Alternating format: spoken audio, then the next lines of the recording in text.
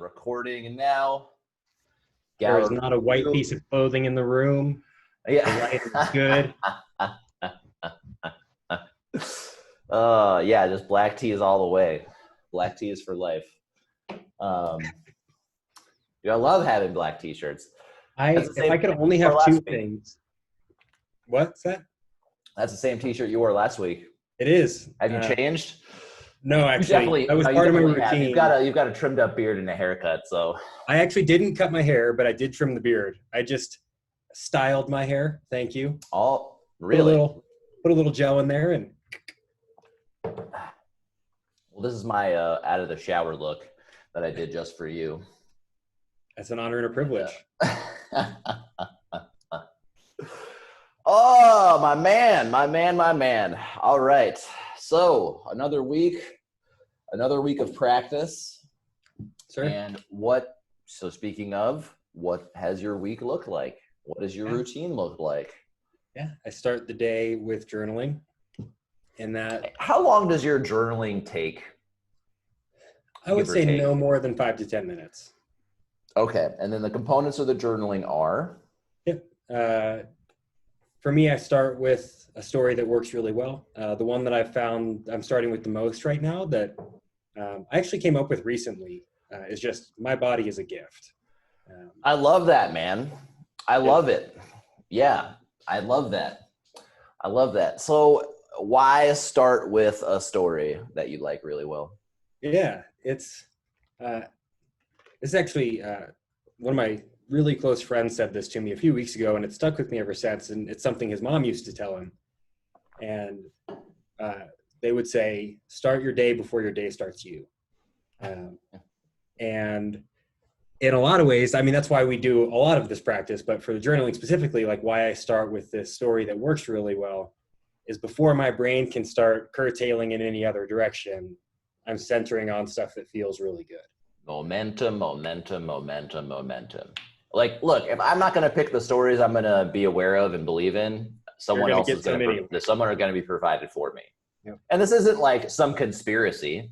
It's not like, I mean, I guess sometimes it is, but like, like no one cares enough about me specifically to be like, all right, here's the plan of attack for Andrew. We're going to get in there. We're going to tell him he's a fat piece of shit. And yada, yada, yada. Like, that's not how it rolls. No, you were just one of many who get the same story. Exactly. Yeah. Exactly. I don't know where they originate or where they come from or where they start. And in some cases I do. It doesn't matter, right? Like, I become aware of them happening, and then I can decide in that moment whether or not this is something I want to choose to believe or choose to have in my brain. And the problem with a lack of awareness is like, it doesn't go through that gate. And so they just get kind of implanted subconsciously. And it's not one story or two stories or three stories, but it's the same 1, 2, or 3 stories a billion times over and over and over and over again. And then it starts to, like, my brain just starts to go there. It's like, no baby is born like, I want to die. I wish I was dead. Like, life is so hard. I want to kill myself. Like, no baby thinks these things. No baby thinks like, I hate this group. I hate that group. This group is bad. That group is bad. No, like, I want booby milk. That's about it. That's about it. But somewhere along the way, like parents, friends, bullies, whatever, right? Other people, and then they supply these stories, and then folks way better than me, like, can choose not to believe them and rise above it. And then folks like me can believe those very, very much. And that's what I did for a long time. And it led to a lot of suffering. And then because I had no idea this was a root cause, right? And then, oh man, I found someone was like, hey, why don't you try this out real quick? This being the awareness of these stories, building awareness over them over time, and then adjusting and replacing them, and then adjusting my behavior. So just that pause, right, is huge. Yep. So yeah, so you starting your day, to bring it all the way back to you, you journaling, like, you starting your day with one that works. It's great. It's a great strategy, right? It's not the way, like, anyone, like, you don't have to just start doing that, right? And it No, won't matter if you don't believe it. Um, well, it's got to, like, I want to feel it, right? If I'm not exactly. feeling That's it, a better right, way. it's just not as, and it's okay to actually, there's 2 points I want to make here. Yes, I want to feel it. And if I don't feel it right now, that's also okay. That's also okay. Because it took a while for me to believe, or at least have it not sound ridiculous, like you're whole, perfect, and complete as you are, right? That sounded to me, I was like, that's fucking dumb. That's the Yeah, dumbest first thing time I've you said ever, that, like, that was my reaction. I was like, you're a fucking weirdo. Person who just said this. I'm like, why is that my response? Right? That's such a Yeah. weird, like, that's such a weird response. Like, not only did I not believe it, but I was against it. Yeah. Right? It's one thing to be like, yeah, that's not true. To be like, no, like, actively against that thought. Like, it completely didn't resonate.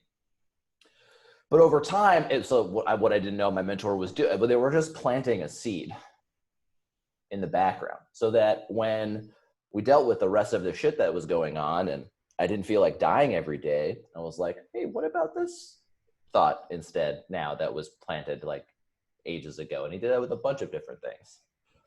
And so if you're out there and you're like, dude, I am not anywhere near thinking whole, perfect, and complete at all, like whatsoever, that's totally okay. We don't have to start huge.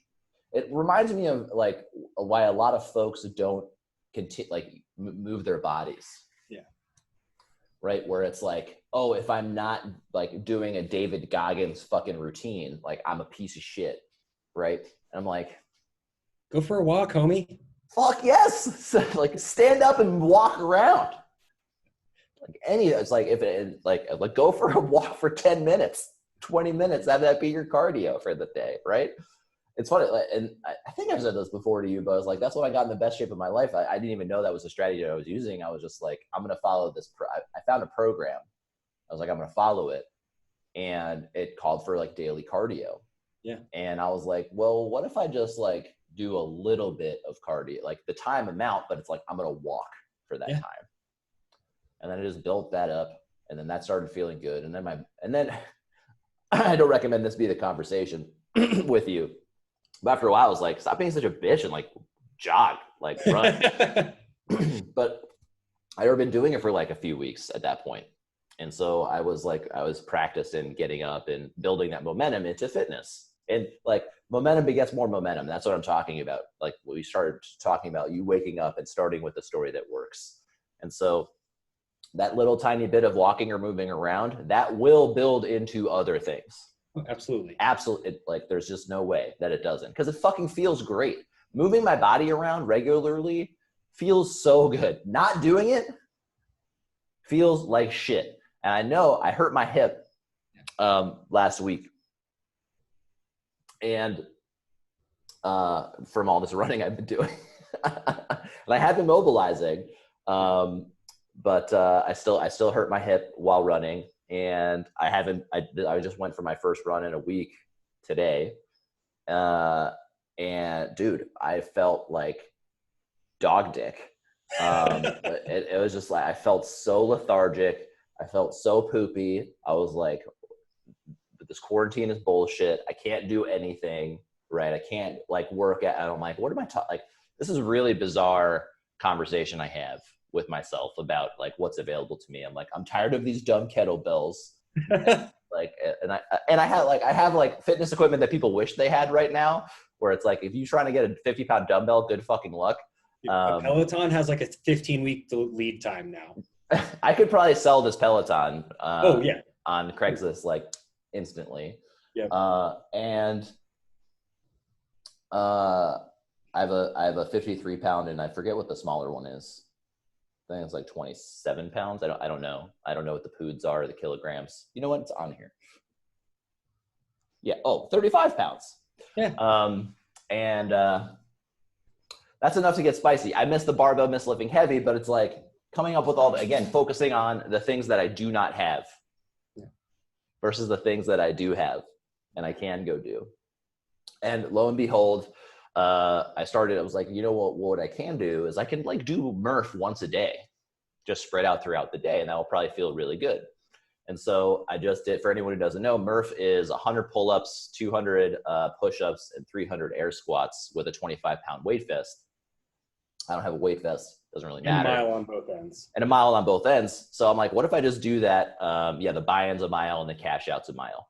So you start running a mile, and then you can split up the push-ups and the pull-ups and the air squats however you want. If you're hardcore, you'll do them in a row. And then, and then you do the 100 and then the 200 and then the 300. Oh, that's disgusting. Yeah. That's I usually do 5, 10, 15 and Mm-hmm. split it that way. I do the same thing, but it's and you just do 20 rounds. Mm-hmm. I do the same thing, but I do it throughout the day, so it's not compressed into I'm doing this as fast. Like it's not for time. Right. I just every hour, right? I just do 20 push-ups, 10 pull-ups, 30 air squats, and then I do some cardio in the beginning of the day, right? And so, boom, and I'm like, wow, that works. I feel pretty good. So, in a lot of ways, I would argue that might be better. In a lot of ways, I think you need better than what? Than like doing it in one condensed sitting. Well, I think it's just a matter of what you're trying to accomplish, right? Yeah, that's true. So it's like spacing it throughout the day. Obviously isn't as taxing, right? Because it's not all like my heart rate's not up. There's not a bunch of lactic acid and like blah, blah, blah. But the metabolic conditioning aspect of it isn't as high, right? So I'm not like spiking everything up. I'm not going to get that same rush that I would get. But it's awesome because it's like, that little reminder on the Apple Watch where it's like stand up every hour, right? That is just replaced in my mind with go do a round of Murph and then come back. It's awesome. It's great. And then I got a standing desk. Nice. With this cool pad here.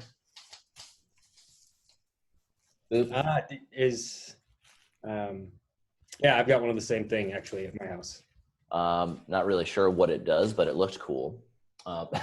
It's comfy for your little toes. Yeah, just like I can like move my toes around and stuff. And then I looked into under the desk little treadmills. So I could just like move around throughout the day because so much of my day now is like sitting in this chair at work. I'm like just thinking about ways to move more. That's it, dude. Literally just walking around. It's like just walking around a little bit more while I'm working. I'm not like I would go on I do some of my meetings on that, but I can't like pair program right on the bike. So anyway, long story short, very small, tiny momentum builders.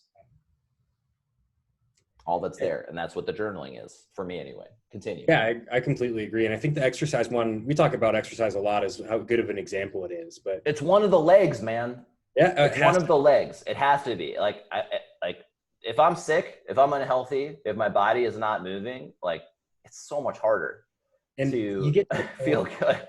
Oh, it feels terrible. And like, at least for me, and like for people who listen to this who don't regularly move their bodies, I think what starts to happen that is surprising is it becomes way harder not to go do it. Like you get so used to that feeling goodness that comes from moving your body consistently that it's like not even a question anymore. That's what I'm talking about. Effortless. There's like no like amount of discipline or willpower I need to go and work out regularly. It fucking feels good. It's once I like, and again, that's a shift that's a mental shift that occurs over time on stories that I like the story that I used to tell is like, my body's working against me. Like working out sucks. I'm not good at moving around, blah, blah, blah.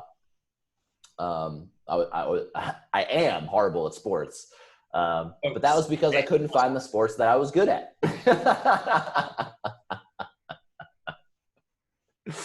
I need sports that require no speed or coordination.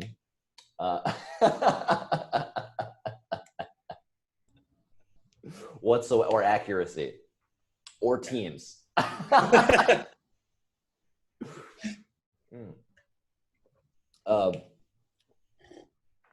But yeah, now it's like I can't sit and not move around for longer than a week. It feels like shit. And then that also happens. So body, mind, spirit, right? So that's the, like, those are like the three legs of the stool, I guess. Maybe there's more. But it's like, take care of the body. I'm like, oh, I'm going to feel like shit. If I'm not taking care of my mind, both creatively and intellectually, same thing. And then spirit's like, this is the, like, that's just giving back to others, meditation. You go to church, something like that also works, all that kind of shit. Feeding your soul, to use a Chicken cliche soup. phrase. What's that? Chicken noodle soup for the soul. It's important, because otherwise there's no meaning. Why am I doing all of this stuff?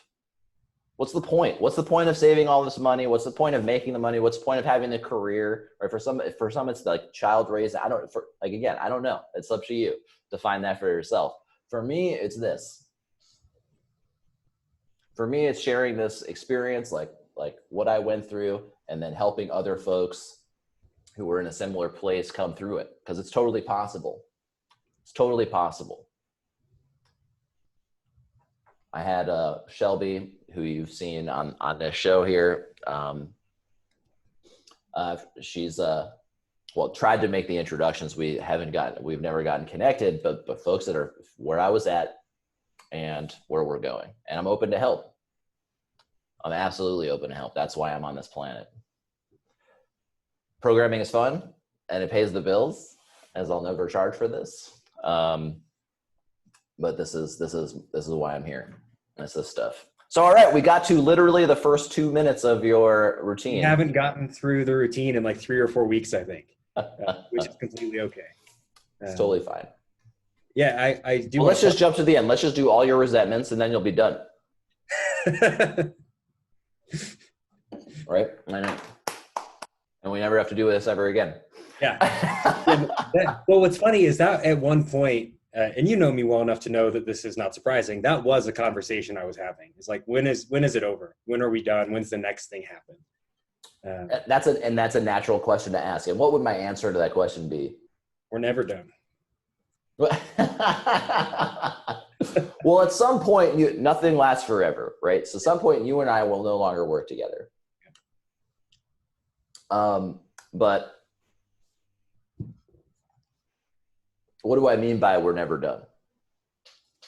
Yeah, I mean, specifically speaking about the resentments, it's always going to be an opportunity to watch those crop up and do the work continually. Like, I don't expect to ever get to a point where I no longer feel like a human who gets butthurt about random things. But the difference will be, or can be, if you choose to continue doing the work, is like recognizing that thing before it has a chance to like sink its roots into you and hook that story in and do the work and process it as you go, but it never stops. I like to use an analogy, and I'll bring it all the way back to working out. It's like, when am I done exercising or moving my body around? When I'm dead. Because I will always have this body, and I will always require movement. No, dude, it's just the 12 sets in the gym. That's it. And the same is true with my mind. Right? I'm bombarded with all sorts of ideas and stories, social media, advertising, friends, family, peers, whatever. And thoughts are always happening in my mind. Very rarely is my mind a blank, even like, especially during meditation, right? Anyone who's meditated before can tell you that. And meditation is just the training ground for the big game, which is the rest of my life, which is just having these thoughts pop up in consciousness, just like everything else I'm experiencing, and having that be okay. It's fucking fine. It's so funny. I thought of you earlier this morning. Quick story related to all of this, like everything. So I had a very similar morning to you. And I'm listening to some nice affirmations on YouTube while I'm making my morning coffee. And you know me, wake up, the first thing I do after, like, while things are happening is drop that deuce. And I had a great deuce for the first half. The first half was, I know exactly what I ate for the first half. And I was like, I know what's coming for the second half. I had Taiwanese hot pot yesterday. Yep. And I got mild miso. So Japanese style hot pot. And I was like, this will be fine. But they sent me the wrong one. And what did I get? I got Taiwanese stinky tofu, which is hot, is spicy as fuck. And stinky tofu smells like smell, and I'm not like, it actually smells like a dude's balls. It's like, it's so gross, so nasty. But it had a bunch of other stuff that wasn't stinky tofu in it, and spicy. I'm like eating red pepper. It's just like filled with fucking pepper flakes everywhere, and hot and chili oil and everything. And I'm like, all right, well, this is delicious, save for the stinky tofu. And I knew I was going to pay for it later. I was fine with it. I'm like, I'm going to make this sacrifice. Hey, future Andrew, enjoy. And so I finished round one. I'm like, I know round two is coming, but it's not here yet. So let me make this coffee and make round two happen so I can go on my run. The last thing I want while running is a round two that's about to happen. So I'm preparing my coffee, and round two is happening faster than I thought it was going to happen. But I really want the coffee to help it get all the way through. Yep. Really want it. And I do a pour over. Yep. In the mornings. And so the pour over is like halfway done being poured over. And I'm like, I'll just take what's in the Chemex right now and put that in my coffee mug so I can finish round two. And I was like, well, what do I do with this coffee filter that's currently straining coffee water into the Chemex? I'll just put this in this mug right here. I'm like, oh, look at that. It fits really nicely into the mug. And then my poop-filled brain was like, didn't understand physics. And then as soon as I let go of this coffee filter, all of the coffee, and supports the filter standing, all of it just splattered everywhere.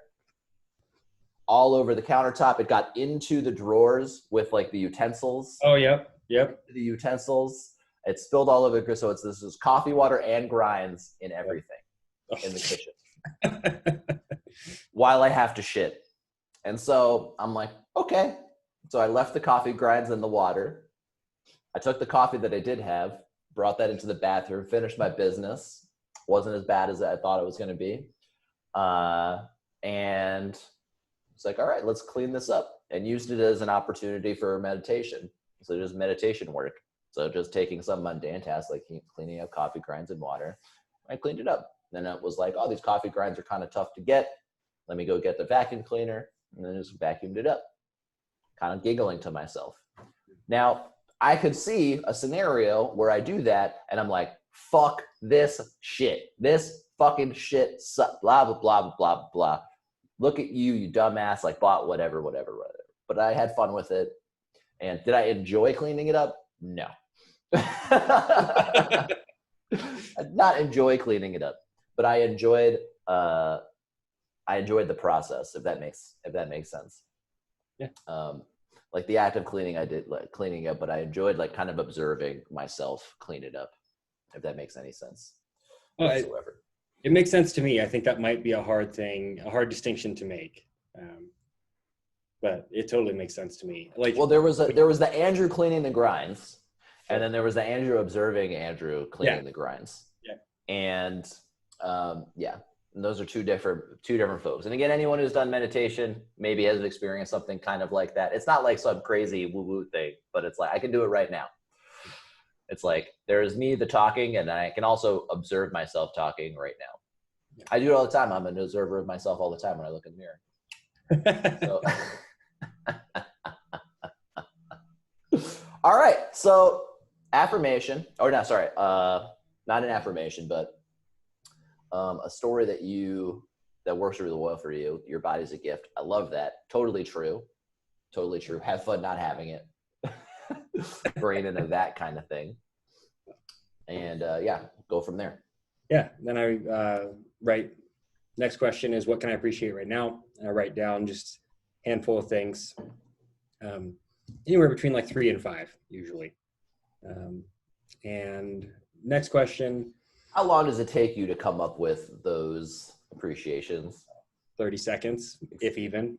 Yeah, it's like almost instantly. It's like I'm only gonna do a couple, and then inevitably it's like this waterfall of It's hard, like, again, with momentum, once you start appreciating things, there's so much.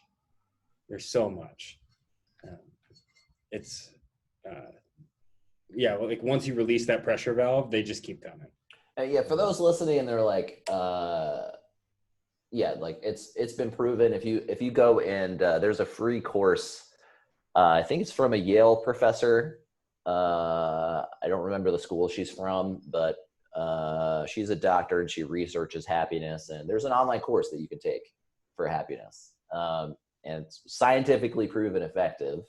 And one of the steps there is they call it a gratitude list. I don't like gratitude. The word gratitude, it gets me like thinking of like cat posters and HR and like I don't like. But if that word works for you, that's awesome. That's fine. It's the same thing, and it's just this is nothing revolutionary or ground. It's like like I said, nothing that we're talking about here is like new shit. There's nothing new under the sun when it comes to emotional well-being. Is writing, and you're like, oh, I can't appreciate something. There's nothing out there for me to appreciate. I'm like, are you watching this thing right now with eyes that you can see with? There you go. Boom. Right there. Well, fuck my eyes. I hate my eyes. All right. Well, how did you form that sentence to go say, fuck these eyes? I hate these eyes. Are you speaking the English language?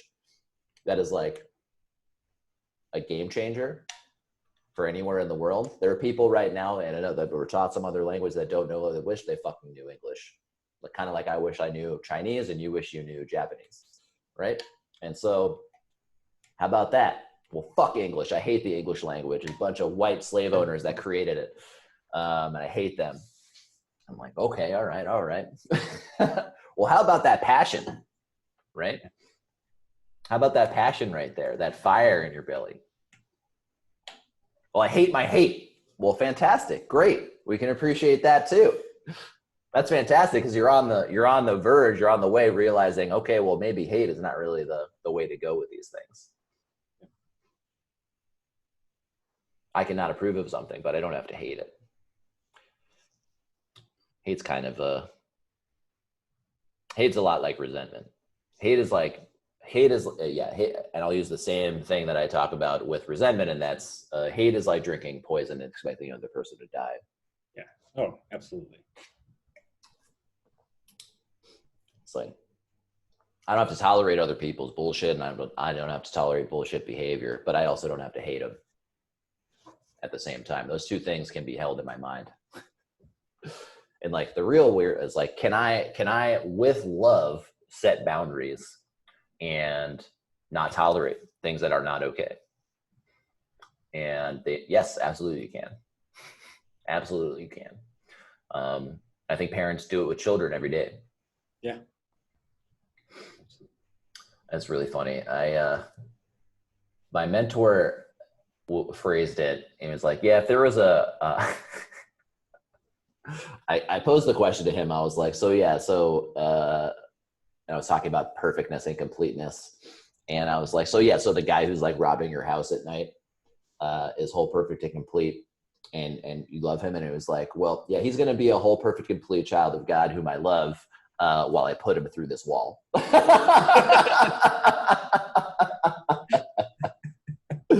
To protect my family. And for those like that are afraid of the God word, like he was religious, he believed in God. You don't have to believe in God to do this stuff either. I don't. I don't believe in like. Well, we don't have to get into it.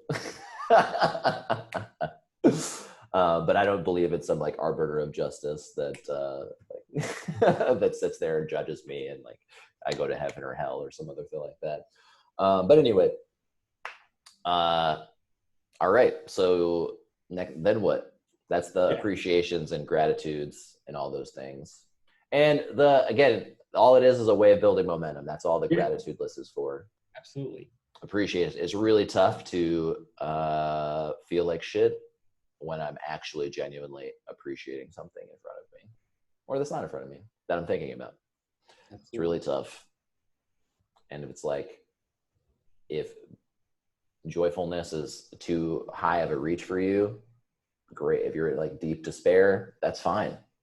Like, we're just gonna incrementally go up the emotional list from despair, maybe just sadness at that point, maybe anger, come up to anger, and then maybe boredom, maybe doubt, right? And then maybe we'll get to a little like neutral territory, and then maybe we can go into some other ones. But yeah, much like the just getting up and like walking around instead of starting to do like marathons every day, we just go for an emotional walk. Yeah. Right? It's gonna, like, it feels like shit. It can feel like shit and still get better slowly. And the thing is, and so much of the pain is like wanting it to feel better now. Yeah. Like I don't want to feel this thing. And the more, the irony is like the more okay and accepting I become of where I'm currently at emotionally and how I'm feeling, the less intense it becomes. There's our good friend Sam Harris, and I'm sure you've heard him say this before, but it's like the moment a man says something is unbearable, he's already bared it. Yeah. That's a great phrase. You're bearing it. Yeah, it's already done, man. You're not dead. Yeah. And then from there, it's go into a few of the leading questions that, and I use the term leading again, just as like shifting brain direction. And it's like, how can I be of service to other people today? What would make today the most fun? What have you done to be of service to other people, Jordan? So I've got my guy now. So just like doing this work with him. That's so awesome. That's so cool. Dude, it's the best. I told you that I hit up my old mentor, right? And told him that you were doing that. No, you didn't actually. I didn't tell you that? Oh, no. Dude. Yeah. I was like, hey, I wanted to let you know that, I've been working, I'm still working with guys, yada, yada. And one of my guys just found his own guy. And it's like, that is fucking, he's like that. He said, direct quote was, that made my week. So yeah, I'm like, dude, it's this pays dividends, man. It's crazy. It's like the best MLM ever. Oh, it's insane. It's the best. It's like you find two people and then they find two people and then the world isn't fucking miserable. Like that's Yeah, and that's the thing that I write most often in response to that question of how can I be of service to other people today? A lot of the time it's like, just brass tacks, keep doing what you're doing, man. Exactly. It's like, so man, it was like ingrained in me when I was a kid to like go be, like go change the world, and I was like, I kept looking outside of myself to go do that. I'm like, all right, I got to help this group over here or like help this group over here. And I was like, I fucking didn't have any fucking thing to give yet. Right. And I was like, what I didn't understand and like completely blew my brain open was, if I work on me, I am part of this world and I have just changed it.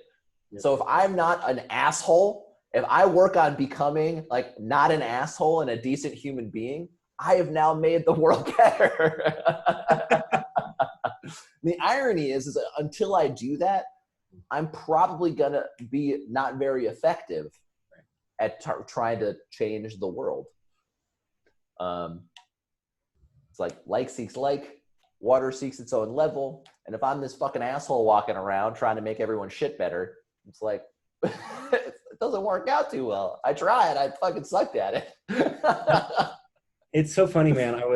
I took myself out to dinner last night for a little me date, and was sitting at the bar conversing with my bartender, and we started talking about like just life stuff. And the subject came up of like suffering and people dealing with it and like stuff that has happened in our own lives. And what we talked a lot about, I was actually very surprised by this woman's like level of stuff, her ability to converse about this stuff. But what we talked a lot about is like why we would never rob anybody of the experience of going all the way down the rabbit hole.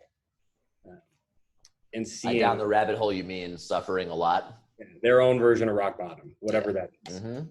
And because I think until, at least for me, I can't speak for anyone else, but for me, until I hit my version of rock bottom, I would have never been able to compute what you were just talking about, where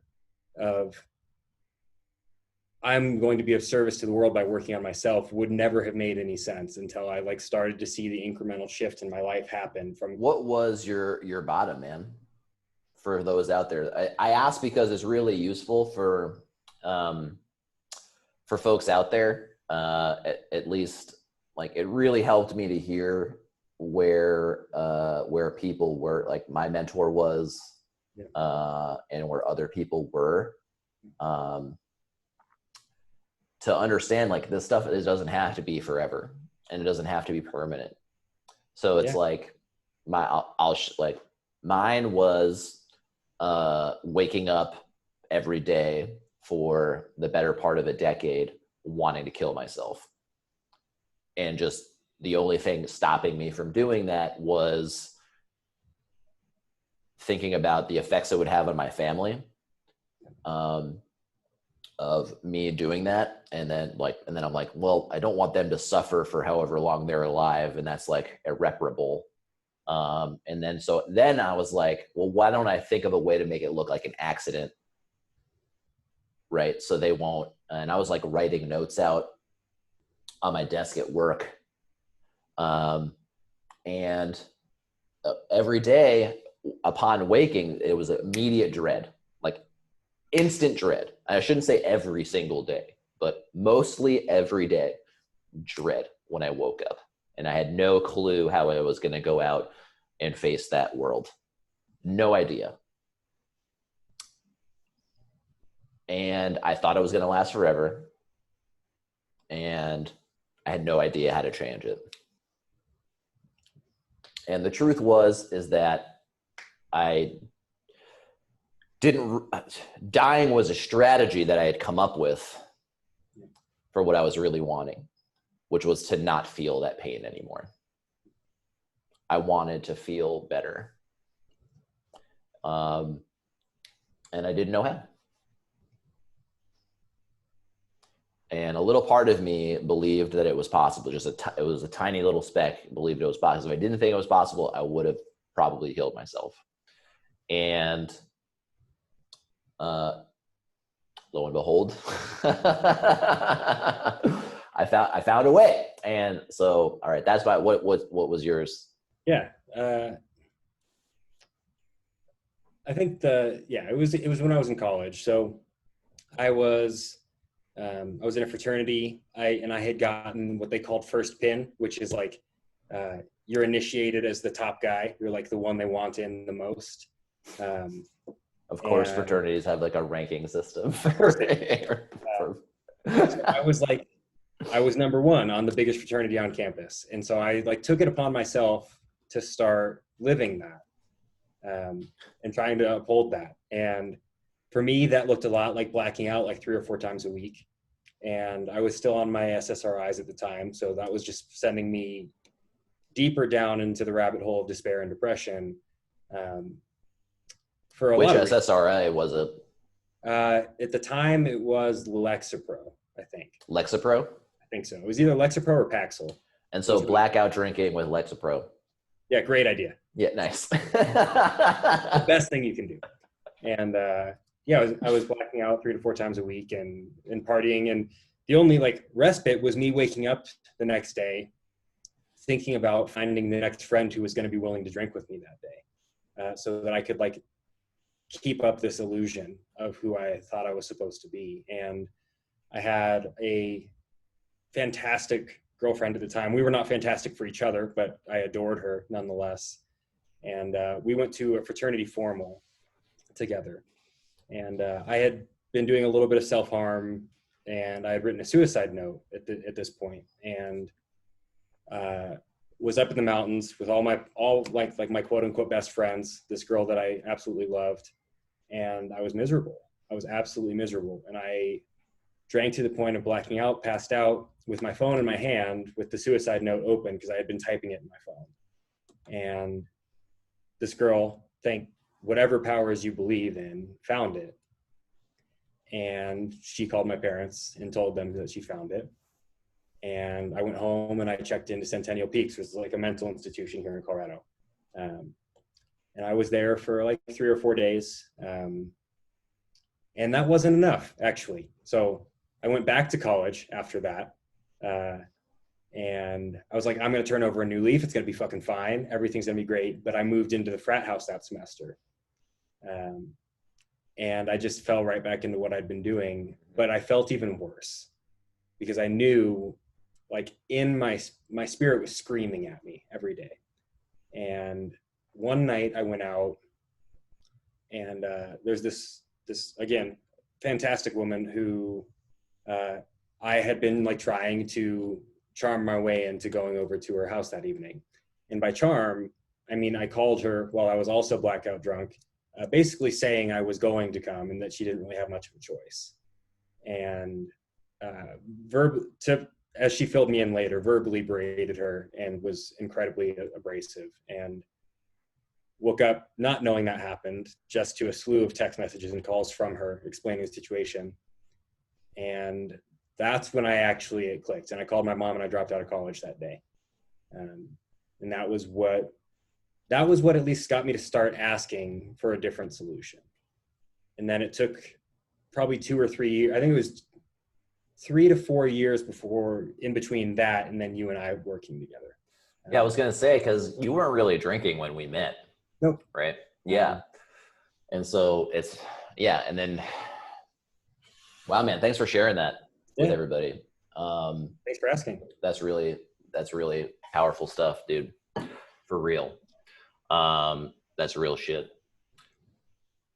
And so then that 3 or 4 years in between when you and I met, like, what were you doing? Yeah, that's when I found bodybuilding, which was not rock bottom in any way, but it definitely solidified a lot of these stories that you and I are now unpacking. But a lot of like what you were talking about, where dying was a strategy to stop feeling so bad. That's what college was for me. Drinking and then ideating over dying was a strategy for that. And then bodybuilding became a strategy to not feel that too. Yeah, exactly. Right. Because if I don't take care of what's going on, like the self-harm or the drinking or you fill in the behavior that's really not working, the punishing exercise, whatever it is, these are strategies to cope with feelings that I don't want to have anymore. And there are it's going to sound weird, but the best strategy to cope with the feelings that I don't want to feel anymore is to not feel them in the first place. Yeah. We're like, duh, dude, obviously, but that's the problem. I don't know how to not feel them. And the additional irony there is the easiest way to not feel them is to learn how to feel them. Yeah. And that's what we do, man. Like we one, accept that suffering is inevitable. It's going to happen. And then 2, uncover where the suffering is coming from. Yeah. And most of my suffering comes from some scripts that are running on autopilot in my mind that aren't true and are not serving me. And so we can come in there, intercept those, find out what they are, shift them, move them around. And now, oh my God, simultaneously practicing like accepting my suffering in the first place. And it's like this fucking two-headed dragon of well-being. It just like tears through this shit. It's amazing. Once it clicks, dude, it clicks, and the fucking world. It's like there had been a veil over my eyes that had just painted the world dark gray, and then boom, it just lifted. Yeah, it's like installing a software update. It's literally that, like that shift. The first time I saw, like, I witnessed myself thinking a different type of thought. Like it was like a similar scenario I had recently had, right? That I had encountered. And then my automatic reaction was something different. I forget what it was. I wish I could remember it. And I was like, holy shit, whoa, I reacted completely differently. In that circumstance. It was automatic. I didn't have to do anything. And that's what I mean by the best way to deal with thoughts or feelings that I don't want to feel anymore is to not feel them in the first place. That's what I'm talking about, is when my automatic reactions and emotions just feel better. And that takes work. It took me years to get there. But that doesn't mean there isn't relief, by the way, in the news. I know you want to say something, so I'll let you say something, and I'll end after this. And that doesn't mean I can't get relief in that time being. That 3 years that it took, I went from that despair that I was talking about to like neutral in a few years. And then it was like that neutral is what got me to be like, there's got to be more out there. Like neutral is okay. It's kind of like medicine, where medicine just makes you like, makes you not sick, right? Which is awesome, because when you're sick, that's what I want, is to feel not sick.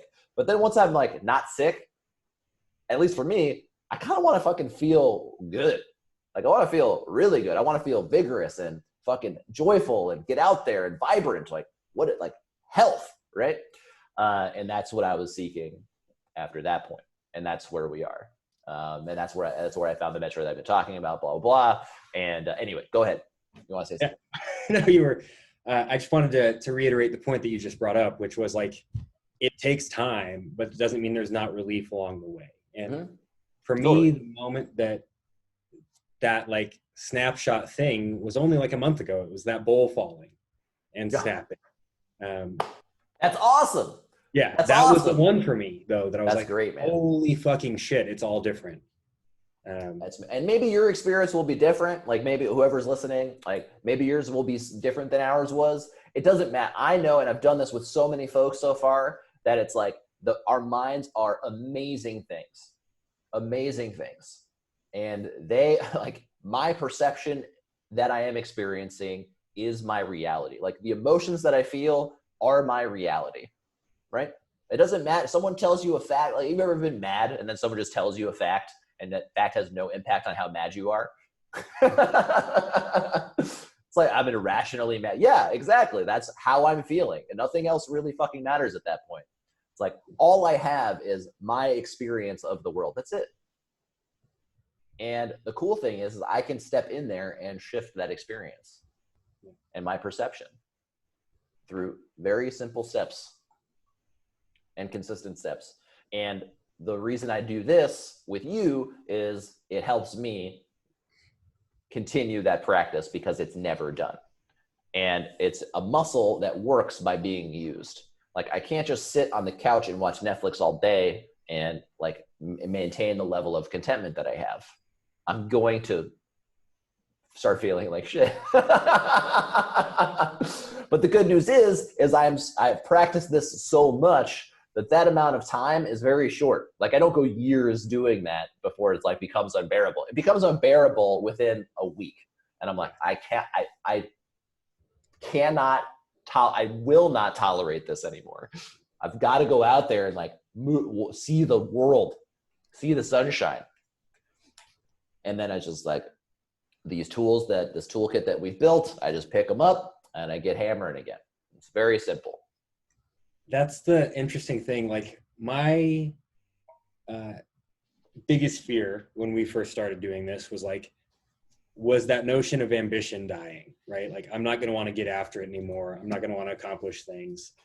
And what I found for me, and I think we've probably said this before, but my ambition just died for doing shit I don't care about. And instead, what I have now is what you were just talking about, is like, if I sit there and just play video games or just watch Netflix or whatever for a week, 2 weeks, however long, it will become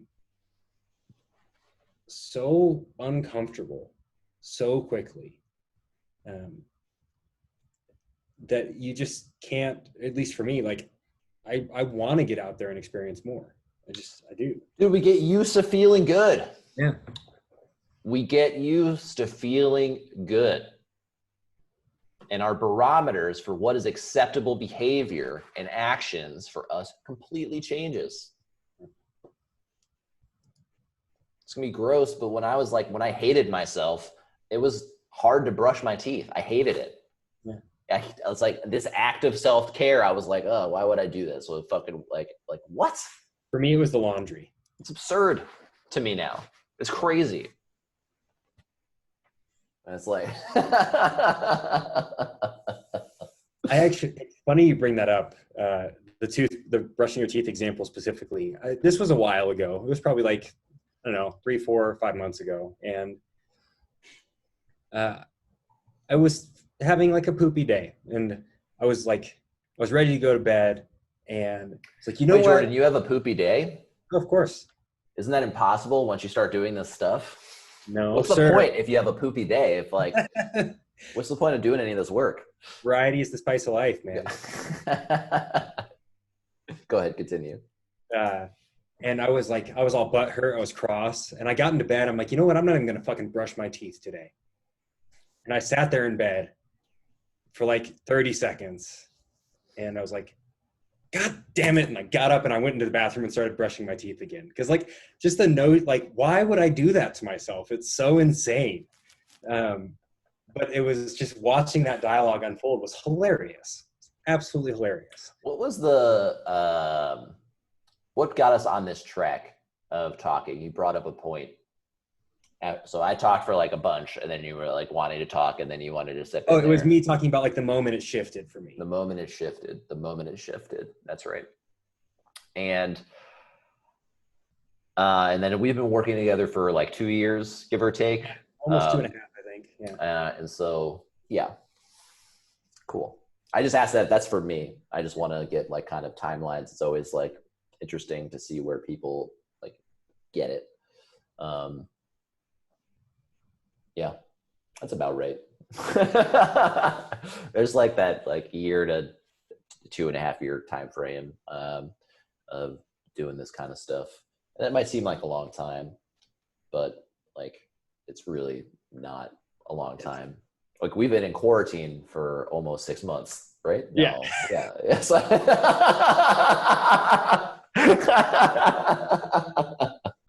All right, man, let's get into a resentment. Yeah. I don't have a hard stop. So can I have screen share permission, please? Oh yeah. Absolutely.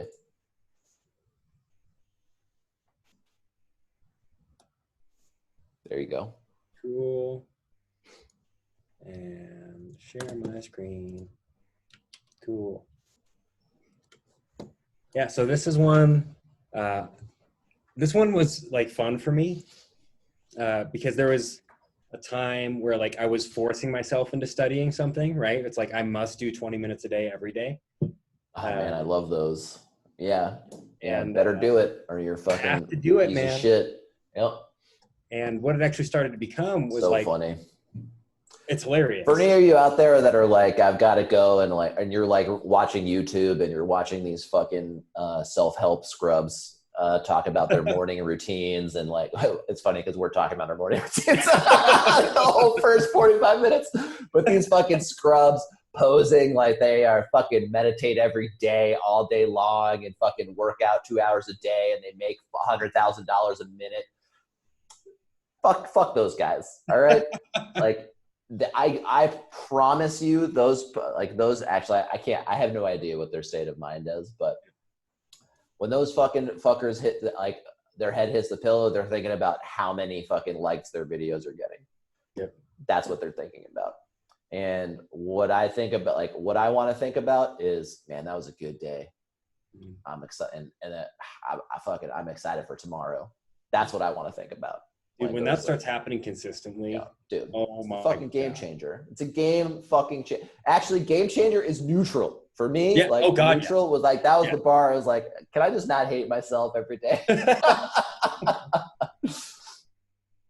Yeah, neutral's a game changer. And then once I was like, it was kind of like saving money too, where it's like, once I reached a certain amount, I was like, oh, I wonder where I can get this. Because if I went from despair to neutral, like, can I get to like feeling pretty good all the time? Like, isn't that pretty possible? Yeah, it is. It totally is.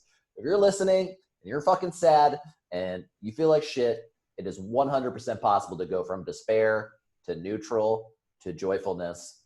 Absolutely. Now, am I joyful every day, all day long? No, that would make me a crazy person. It ebbs and flows. But I am generally content, like 95% of the time, which I thought was fucking impossible. So, all right. And part of like doing that and getting there is this resentment work, which Jordan and I are doing, which is uncovering, like we talked about for like an hour, these stories which don't really work too well. And this is one of them. So this is a resentment for Jordan. Why don't you tell me what this resentment is and who it's towards? Yep. Yeah, so this is resentment I have against myself when I talk myself out of studying Japanese. So like the dialogue that happens around, now it's something I genuinely want to do. Like I look forward to studying, but I'll still have that little voice that's like, no, dude, you're good. Don't do that. It's fine. Like go do whatever instead. But anyway, so the story that comes up for this is, man, this is so hard. So this is when you tell yourself when you talk yourself out of studying. Yeah. Okay. All right. And like it's not totally separated from the like you must study every day. Yeah, they're definitely cousins. Yeah. Yep. If not like they're like cousins fucking each other in Alabama. Well, how are they related? You tell me. They come from the same place. The only reason I could feel any sort of way about when I'm talking myself out of doing something is if I feel like I'm supposed to be doing it in the first place. And what is the issue with the supposed to and have to of any of these behaviors? What eventually just starts to feel pretty terrible. What feels terrible? That like actually the activity in and of itself starts to feel pretty terrible. Why? Because the motivations are I want to say impure. That's not quite the right word, but yeah. It just feels dirty. It feels disingenuous. What is the motivation? Yeah, it's to go get something outside of myself, or like to do what? Thing. Yeah. To do what? To be okay. Bingo. Exactly. Which I think we'll get to like when we analyze this resentment. We just like basically went to the end of this resentment real fast, but that's fine. All right, man. Let's do it. Man, this is so hard. What's the point? So what's this part right here? This is the Japanese. This is the story. Yep. Right. So we have the I meant not. You didn't have to. Oh, you don't have to change the this. I meant like the whole thing here. Yeah. So this is the specific resentment, and then this is like the succinct story, and this is like the voice inside of my head, babbling on. It's like if anyone else has experienced this, it's like, well, you'll kind of see what we're talking about when Jordan goes into it. So go ahead, man. What's the point? I'm not Japanese. I can't speak it. I can barely read it. What am I getting out of this? Probably nothing. It would be so much easier to just not do it. I'm not going to get anywhere with it anyway. But also, stop being such a little bitch. Who are you to complain about not having the motivation to study? So many others' lives are infinitely harder than yours. It's pretty pathetic that you lack the discipline to do this work. Also, you told people you were learning a language, and now you're letting them down. What will people think of you when they found out you couldn't hang and gave up? You're just another average piece of shit like everybody else you know.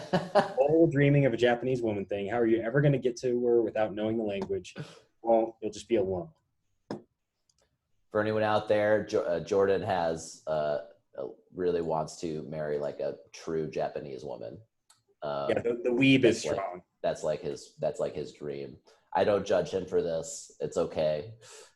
You're It's allowed to only like because what you he like. is dating the superior race that he's okay with it. The only reason it's fine. All right, facts. Yeah, I don't study Japanese every day. All right. Yep. So so the resentment is for you. Yeah. Okay. Yep. Yeah. Yeah. Okay. That is, yeah, that works. That works. So purpose of the fact is kind of taking all of the emotion and judgment out of the actual thing that happened. And then I would actually say, yeah, like I didn't study Japanese that particular day or whatever, but that's fine. That's fine. Like that is a great fact. Yeah. So this is a really funny fact, right? And like I like to put the fact here of like what actually happened, which was like Jordan didn't study Japanese that particular day.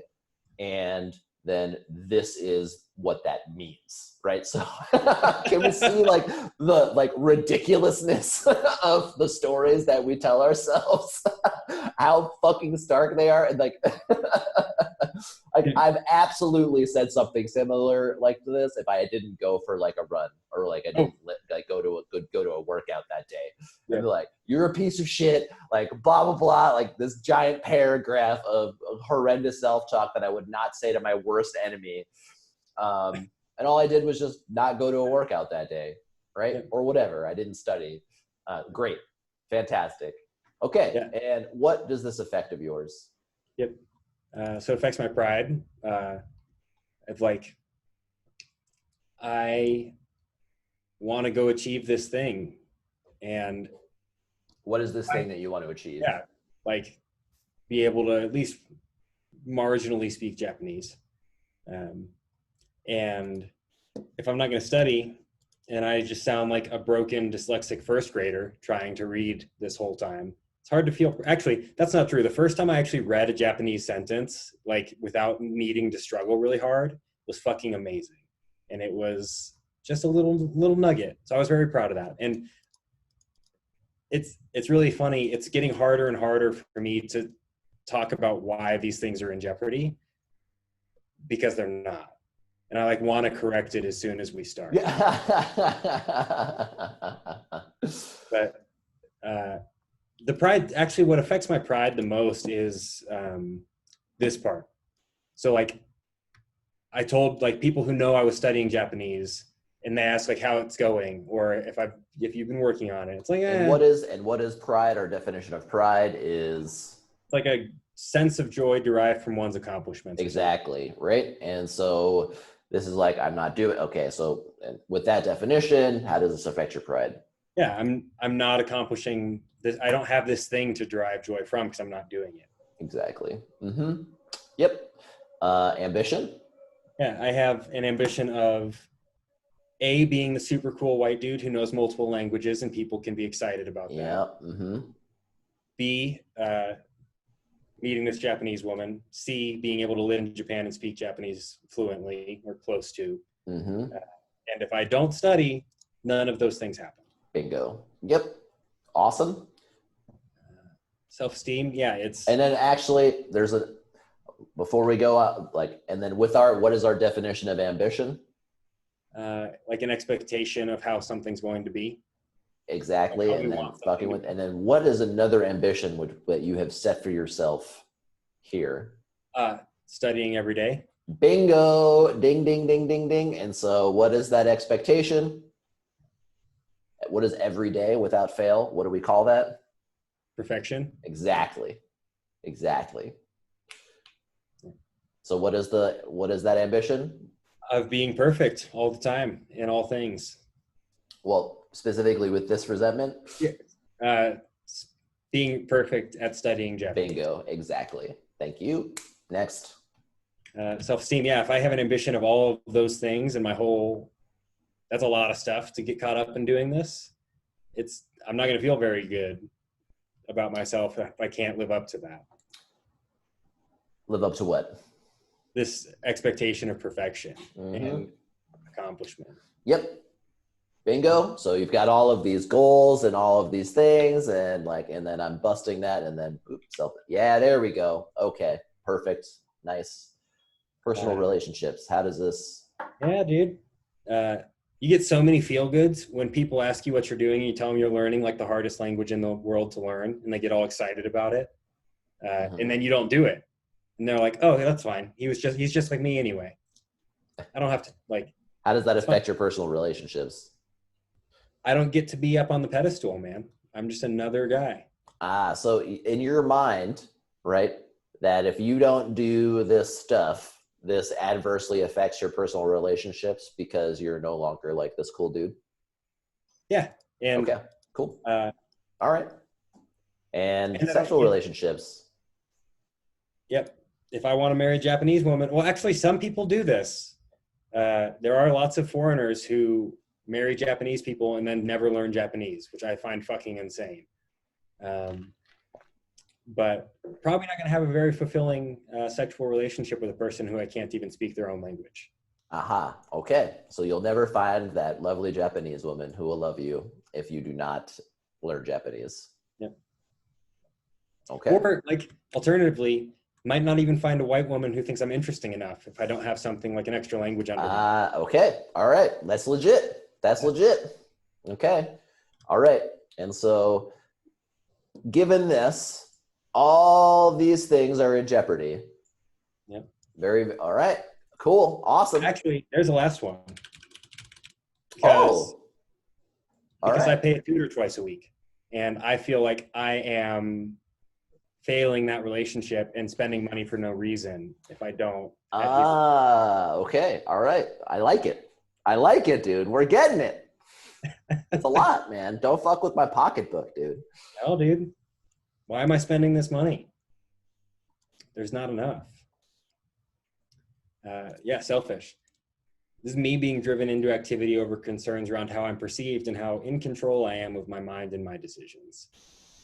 It's like, I mean, this is one that's hard to differentiate. Selfishness Other than, can be really tough, especially with the resentments resolving myself. yeah, I mean, it's selfish because it just is.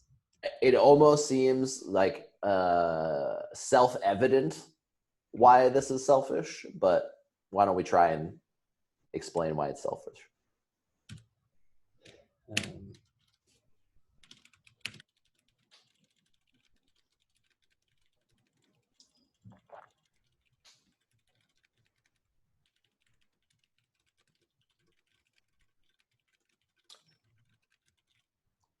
There we go. I like that actually. Yep.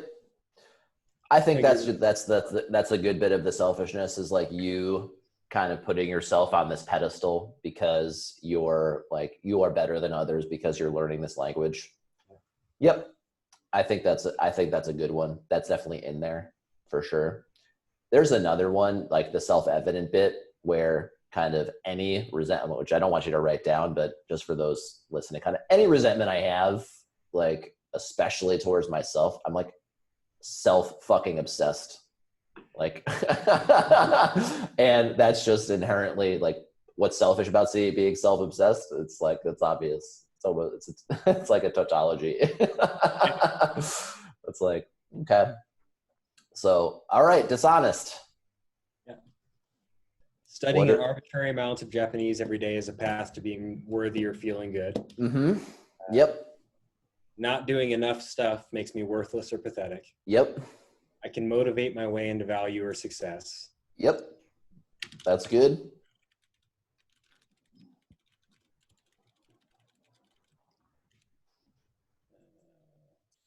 Sure. Mm, I think you kind of have that with the first sentence. yeah, that's fair. Like the arbitrary amount, right? Because your amount is every day, Yeah. right? And if I deviate from this, then yep, which you've gone in the second sentence after that.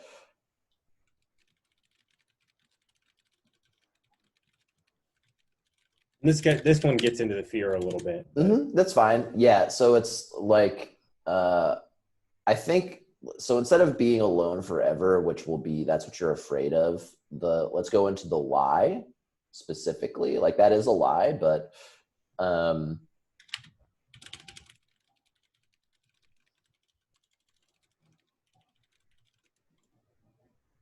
Well, that might be true, right? Oh, What's the lie, though? You're close. yeah.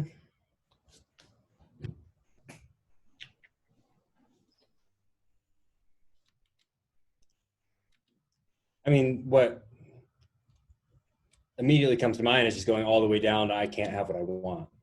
But Yep, I'm trying to like not jump to the end. yeah, I know. So, and I'm trying to not give it away to you so you can come up with it and we can kind of take the steps down there. But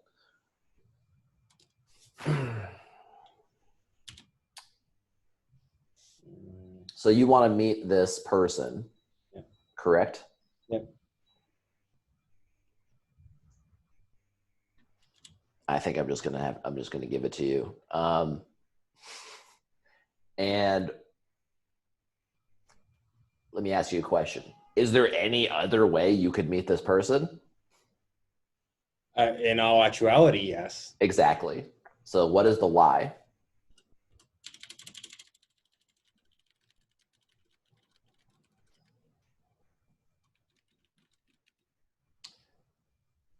So the lie being, so ultimately Jordan wants to end up with the love of his life, right? You want to meet someone that you can marry, and that's what you're wanting, correct? Yep. And the lie is, I have to learn Japanese to meet this person. That's the lie. Which is fucking hilarious. Exactly. Exactly. Sure. That's so. Go ahead and write that down.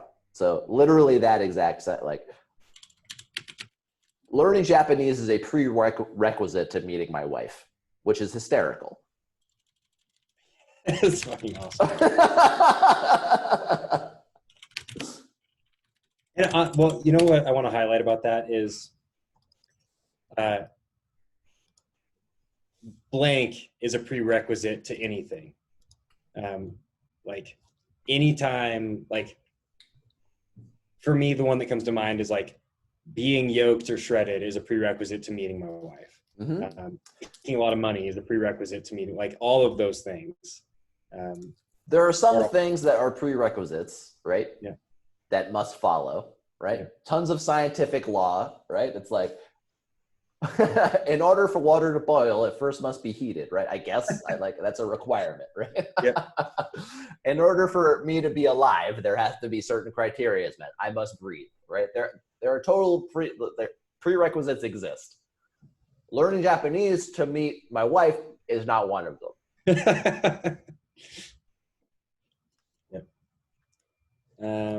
Yeah. Are there any other dishonesties you want to think we can pull out of here? You tell me, man.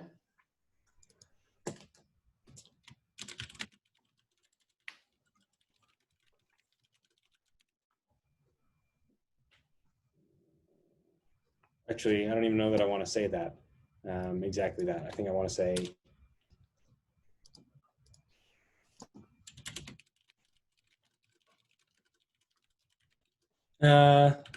actually this. I think this is. I actually think I like that one actually. Because like it's like, oh, if we don't like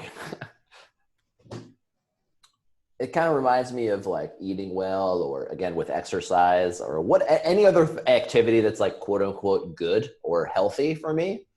And then if I miss a day, then like there's this negative self-talk. Like, oh, I don't have any discipline, or we jump to these fucking like absolutes where it's like, and what does that mean, right? What am I really saying? I don't have discipline, or I'm not doing this thing well, right? For me anyway, like, oh, I'm a piece of shit. I'm like, I am worthless. I don't have value, right? Because I had a piece of cake. Like, whoa, whoa. Like, I sometimes I try to imagine myself saying that to someone else, right? Yeah. And it's absurd, absolutely absurd. Like, I would never, in my wildest dreams, if someone was like, I'm gonna go get some ice cream. Really, you fat piece of shit? You're gonna go get some ice cream? Like, I would never say that to anyone. Why would I say that to me? That's ridiculous. It's absolutely crazy. And that's okay. Yeah. And that's like, these are the, like, this bar that we've set for ourselves, right? Like, okay, well, and it, like, it's fine to have like lines and boundaries, but I'm a human being and I will do it imperfectly. And a more skillful conversation to have with myself might be, well, do I really not want to study right now, or am I just being lazy right now, or am I just trying to avoid like that initial pain of not studying, or do I really just want to break right now? All right, that's a much more skillful conversation than, if I don't do this, then I'm a piece of shit, or I'm weak, or I'm not enough, right? Much more skillful. So it's totally fine to be like, I want to run 3 times a week. That's totally fine. It's also totally fine to fucking break that. So much of the pain comes from me punishing myself for not living up to some arbitrary standard that I've created for myself. And I think where, I won't speak for other people, but where I catch myself is, if I break that contract once, I should just be done forever. Dude, we've all been on a diet when we've been, and then we've like broken the diet and been like, welp, I had one chip, so that means I might as well just blow everything else up. Like, that one chip is now going to be the entire bag, and well, since I had the bag, well, then I guess the whole day is fucked, so I'm just going to go to Taco Bell, and then I have like 4 servings, like whatever, of Taco Bell, and then that, well, I might as well just do that for the rest of the month. What? Have the bag of chips, and that's fine. Enjoy it.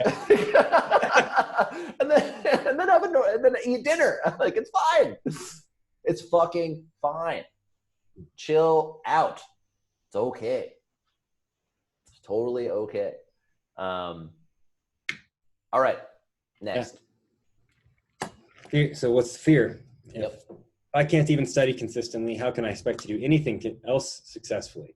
Mm-hmm. Like, come on, dude. Plus, everyone will find out I don't follow through on my word, and will judge the shit out of me and expose me as a faking little unintelligent shit. And then those what? Are high stakes. Yep, Also, those are great. That's a great starting point, right?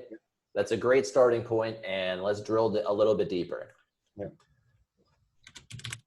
Also, for those that are listening, if you would say what it is you're typing, because I can't imagine, like, if I'm listening to this and just hearing typing and there's just dead air. Oh, yeah. Does my screen not show up on this? No, I'm just saying, if someone's just listening to this. Oh, yeah. Just, they're not here for ASMR keyboard. Yeah. Keyboard typing. So I'm 2 white dude ASMR keyboard typing. Also, if I can't learn this language, I am destined to be alone, because a foreign language is a prerequisite to meeting my wife. Well, what happens if you're like, you're faking and unintelligent, and and people judging you, right?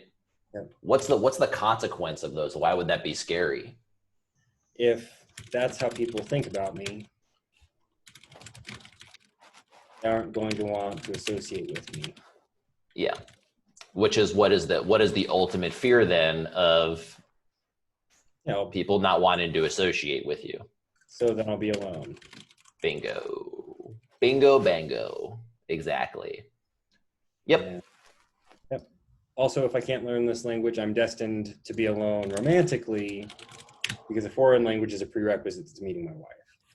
Bingo. Ding, ding, dings. Ding, ding, ding, ding, ding, ding, ding. What else are we afraid of? I'm not smart enough to actually learn this. I like that. Yep. And then,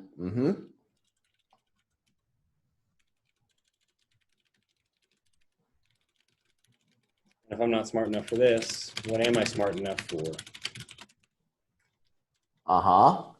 Any of my dreams actually attainable? Probably not. So I feel like there's 2 bits. Oh, keep going. Yep. So what's the point? And what dreams are those? Yeah. What are these things that you wouldn't be smart enough for? Yeah, I think even my job. Like, I'm not smart enough to be a software engineer. I'm definitely not smart enough to ever like get promoted or get more money. Continue. Please write. Please be writing. So Mm-hmm. never be smart enough to prove I belong as a software engineer. Get promoted. I'll never be smart enough to have interesting friends, relationships, and never be able to move to Japan or study there because I'm too dumb. And then you're also not just too dumb.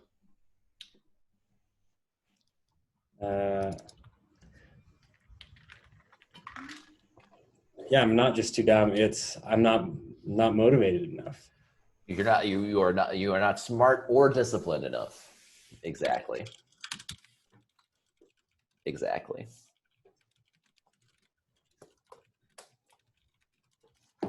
Also not disciplined enough, even if I did happen to be smart enough, which I'm not.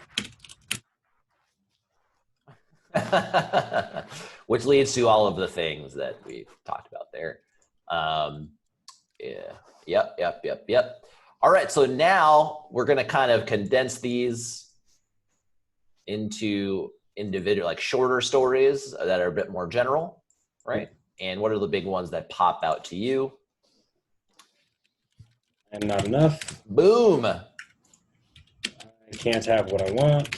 And what is that you're wanting, Jordan? In this case, it really boils down to love, either from like intimate love or just like familial and friends love. Fucking nailed it. I am alone. Yeah. Enough. I can't have what I want. I'm alone. Suffering will never end. I must suffer for outcomes. Those are kind of two sides of the same coin, but I must suffer for outcomes better on this one. Cool. I like this list, and I feel like it is comprehensive. There's nothing sticking out for me that we have not touched on. Yeah, and this is so going through this list. So I'm just going to go back to the fact real quickly. And the fact is that Jordan doesn't study Japanese every day. And then what that means in my lizard brain, if I scroll back down, is that Jordan is not enough. Jordan can't have what he wants. Jordan is alone, and Jordan will suffer forever, and that he must suffer in order to get the things that he wants, but he doesn't have the discipline to do it in the first place. Yep, exactly. And yeah, that's pretty good, man. That's some great work. So hopefully if you've gone through this whole thing, if you watch this, you can kind of see it's like part of what makes this so fun for me is and when I do these resentments on myself is like just seeing how ridiculous and how like emergency mode and survival mode this thinking is. And to like benign stuff, like not studying for 20 minutes. Like these are the conversations I'm having with myself. Unaware of them, and I'm having them, and I have no idea that this is what I'm actually thinking. It's nuts. No wonder I act the way I act. If this is my reaction to not studying, or whatever the fuck it is, right? This is just one of many resentments, right? One of many. So I would have no choice but to act like a fucking weirdo if this is how I was thinking. And that's how we're people. That's what in my experience, this is, this is how I thought with the majority of things. Yeah. And that's why I felt the way that I felt for as long as I felt it for. And luckily I don't have to do it this way anymore. And they still crop up and they're still ridiculous. They're just not as intense and they're not as persistent. and they're not as consistent. So, dude, great work, man. You're getting good at this, dude. You're getting really good. Getting really, really good. And I'm gonna laugh when when I get an invite to your wedding and it's like some fucking like Colombian woman or something. Or whatever. And also, I realized two things this week I wanted to share with you. One was specifically as it pertains to this topic, doesn't fucking matter. I'm going to fall in love with whoever I fall in love with. And it's incredible regardless. Yeah. Yep. And then two, I'm like, absolutely no questions asked, still want to spend a substantial amount of time in Japan someday. But the thing that clicked for me this last couple of weeks was I really fucking like it here. I love Colorado. You mean the United States or Colorado specifically? I love Colorado. I think Colorado's States pretty awesome. crazy. It's pretty great. For everyone else out there, Colorado sucks. Don't ever move there. Yeah, it's the worst. Please don't. Stay away. It's the worst place on earth. It's like the majestic mountains and the clean air and the fresh air and then the natural beauty and splendor and then the people. Like, it's all garbage. Just stay wherever you are and don't move there. Same with California. Just leave it alone. Yeah, leave California too.